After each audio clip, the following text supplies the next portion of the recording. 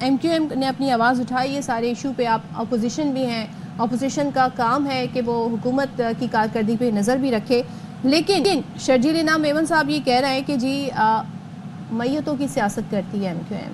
M Q M بار بار یہ کیوں یاد دلاتی ہے جی ہم صبر کر رہے ہیں, نہیں تو اب تک شہر میں آگ لگ چکی ہوتی. سوال یہ ہے کہ اس کا کوئی حل کیوں نہیں آپ لوگ پیش کرتے بجائے ایسے بیانات دینے کے جس سے سیاسی ماحول میں تلخی آئے؟ سب سے پہلے تو بہت بہت شکریہ.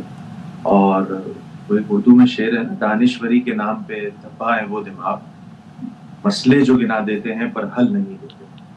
دیکھیں, متحدہ قومی موومنٹ پاکستان کی جانب سے, چاہے وہ یہ تو ڈمپر والا ایشو ابھی کریٹ ہوا نا, اس کو ہائی لائٹ زیادہ کیا گیا اور بتایا گیا جب اموات کا سلسلہ زیادہ بڑھا.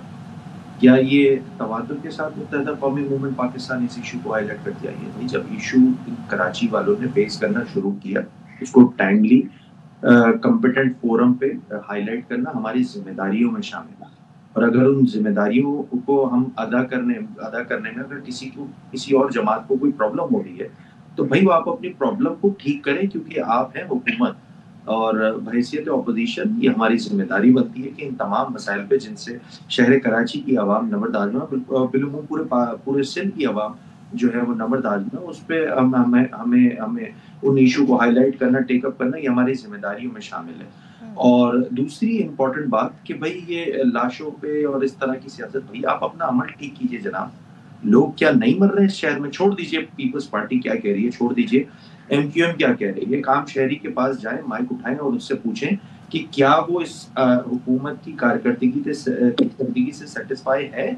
آپ کو جواب نفی میں آئے گا جناب.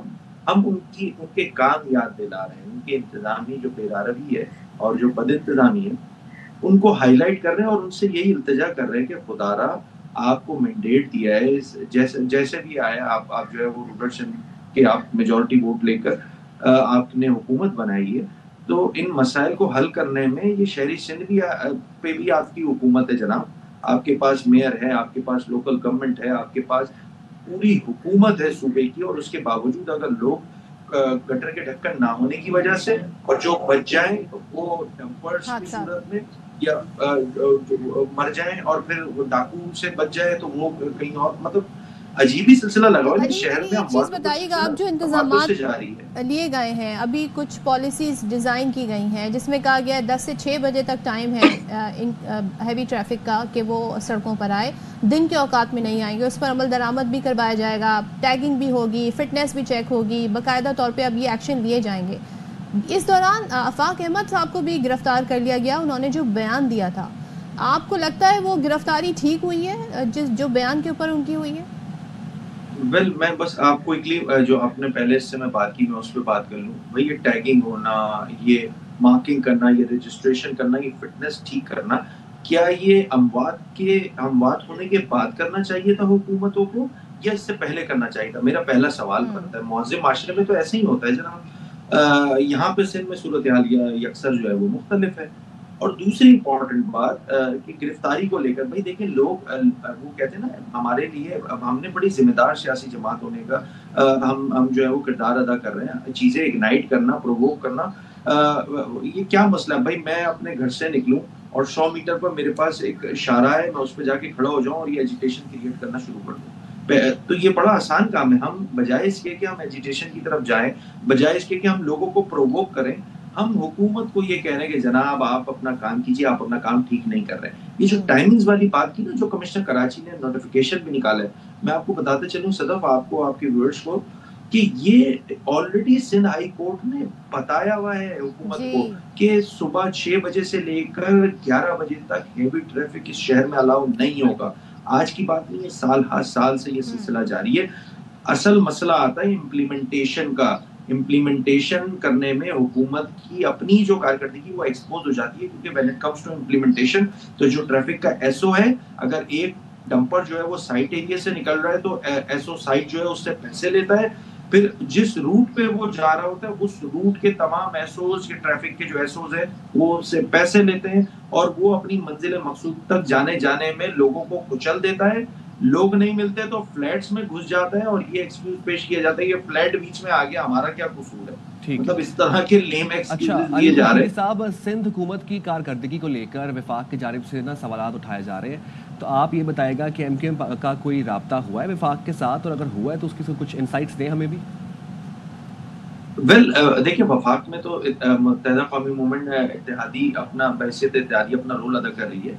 रही बात कारकर्दगी की, तो देखिए बुनियादी बात मैं बता दूं आपको, पिछले 17 सालों की हुक्मरानी ने लगभग 25,000 अरब रुपए वफाक जो है वो कंज्यूम कर चुका है, वफाक जो है सूबों को दे चुका है। 25,000 अरब रुपए एक ह्यूज अमाउंट है। वो अगर कहीं रिफ्लेक्ट होता हुआ नजर नहीं आएगा तो लोगों के सवाल बनेंगे। अच्छा, मुस्लिम लीग नून को MQM ने तो नहीं कहा ना ये बोलने को। कोई भी ज़ीशऊर आदमी होगा, शख्स होगा, जमात होगी, वो यही सवाल करेगी कि जनाब पिछले 17 सालों में आपको 25,000 अरब रुपए जो है वो मिल चुके हैं सूबे में। ये 25,000 अरब रुपए कहीं लगते हुए नजर नहीं आते। जब नहीं लगते हुए नजर आते और उसके बाद ये शिकवा होता है कि जी मुझे सड़कें बनानी है तो वफाक पैसा दे दे, फ्लड में घर बनाने तो वफाक पैसा दे दे, सेहत की सहूलियात में पोलियो की मुहिम चलानी है तो वफाक पैसा दे दे। इसका मतलब ये हुआ, और फिर कराची जैसे शहर में जो बड़े प्रोजेक्ट चल रहे हैं वो वर्ल्ड बैंक के कर्जों के पैसों पे चल रहे हैं। इसका मतलब है कि जो पैसा, ये जो फंड्स की सूरत में सिंध का हिस्सा सिंध को मिलता है वो कहीं और जा रहा है जनाब। तो बड़ा इसी का रोना है। तरह की चार्जशीट पेश कर रहे हैं कि वफाक तो अपनी जिम्मेदारी पूरी कर रहा है, लेकिन अगर हम सिंध हुकूमत की बात करें तो ये पैसा कहाँ जा रहा है, ये सवाल इनसे पूछना है। यही आप कह रहे हैं अली खुर्शीदी?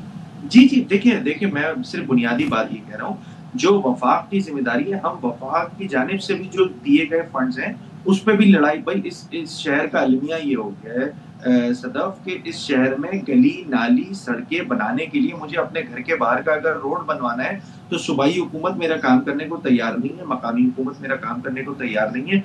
हम वज़ीर-ए-आज़म पाकिस्तान से 15 अरब रुपए शहर कराची के लिए लेकर आ रहे हैं, 5 अरब रुपए हैदराबाद के लिए लेकर आ रहे हैं, ताकि अपने वोटर्स के घर के बाहर की जो नाली है उसको ठीक कर सकें, उसके घर के बाहर जो है वो पत्थर लगा सकें, रोड्स बना सकें। ये सूरत हाल हुई है शहर कराची की। बुनियादी जरूरियात जिंदगी भी हुकूमत जो है, और खासकर मकामी हुकूमत जिसमें मेयर कराची और बाकी टाउन नाज़मीन जो है, जिसमें जमात इस्लामी शामिल है, PTI शामिल है, इन सब ने तो खून मारा है इस कराची के हक पर, और फिर वो एग्जीक्यूट कर नहीं पा रहे हैं। आज 2 साल का अर्सा गुजर गया, आपके सामने सूरत हाल ढाक के 3 बार, कराची में कोई ड्रास्टिक तब्दीली नहीं आई है।